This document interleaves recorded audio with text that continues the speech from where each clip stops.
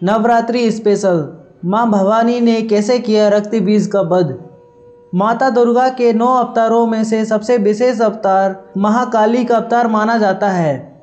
माता काली जब प्रकट होती हैं तो उनका रूप इतना विकराल होता है कि उनसे काल भी डर जाए। जब ब्रह्मांड में राक्षसों और दैत्यों का अत्याचार चरम पर था, तब माँ दुर्गा ने महाकाली के रूप में अवतार लिया था। माँ दुर्गा ने महाकाली का अवतार राक्षसों का विनाश करने के लिए लिया था। महाकाली एकमात्र ऐसी शक्ति हैं जिनसे स्वयं काल भी डरता है। उनका क्रोध इतना विकराल होता है कि संपूर्ण संसार की शक्तियाँ भी उनके गुस्से पर काबू नहीं पा सकती। उनके इस क्रोध को रोकने के लिए भगवान शंकर स्वयं उनके चरणों में आकर लेट गए थे। इस संदर्भ में शास्त्रों में एक कथा वर्णित है जो इस प्रकार है। मार्कंडेय पुराण के अनुसार पृथ्वी पर एक असुर हुआ करता था जिसका नाम रक्त बीज था। रक्त बीज ने ब्रह्मा जी की कठोर तपस्या की और उनसे ये वरदान मांगा कि वह अमर हो जाए।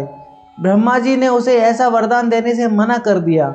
उन्होंने कहा, तुम अमर होने के अलावा कोई और वर मांग सकते हो।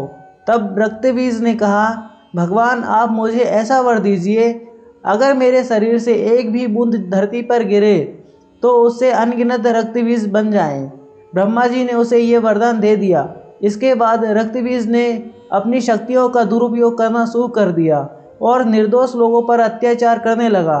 धीरे धीरे उसने अपना आतंक तीनों लोकों में फैला दिया। जब देवता उससे परेशान हो गए तो सभी देवताओं ने मिलकर उसे युद्ध के लिए ललकारा और एक भयंकर युद्ध शुरू हो गया। देवताओं ने अपनी पूरी शक्तियों के साथ रक्तबीज का वध करने का प्रयास किया, लेकिन जैसे ही उसके शरीर से एक एक खून की बूंद धरती पर गिरती, उससे और अनगिनत रक्तबीज उत्पन्न हो जाते। इस कारण देवता भी उसे नहीं हरा पाए।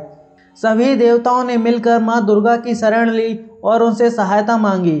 तब माँ दुर्गा ने देवताओं की रक्षा के लिए महाकाली का विकराल रूप धारण किया और वो निकल पड़ी रक्तबीज का वध करने। जब वह युद्ध के मैदान में पहुंची तो महाकाली ने राक्षसों का वध करना आरंभ कर दिया, लेकिन महाकाली ने रक्तबीज को जब घायल किया तो उसके खून की बूंद से अनगिनत रक्तबीज उत्पन्न हो गए। यह देखकर महाकाली और भी भयंकर क्रोधित हो गई। तब माता ने अपना और भी प्रचंड रूप धारण कर लिया और अपनी जीभा बड़ी कर ली। जब महाकाली दानवों को मारती तो उनका रक्त धरती पर गिरने की बजाय माता की जीभा पर गिरने लगा और महाकाली दानवों को मारकर उनका खून पीने लगी। इस प्रकार महाकाली ने रक्तबीज का वध किया था।